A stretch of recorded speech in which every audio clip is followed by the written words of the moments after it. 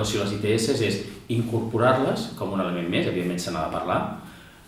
ho parlem des de l'autocura, ho parlem com una cosa a considerar i ho parlem des de la premissa que cada persona ha de posar la línia vermella en relació al que es vol prevenir, al que es vol exposar. És a dir, nosaltres informem, acompanyem i posem després les eines perquè aquestes persones puguin comunicar a les seves parelles sexuals en el cas d'aquesta exposició. Intentem fer un acompanyament molt més enllà,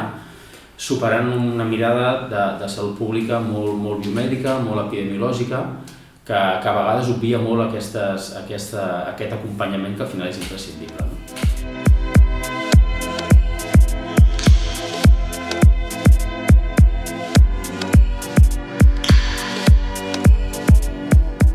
L'autoconeixement,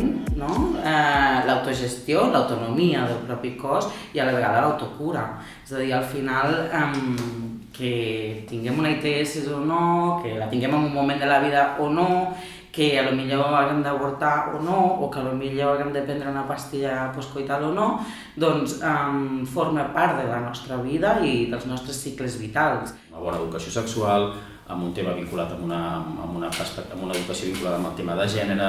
amb una aproximació de la sexualitat al plaer,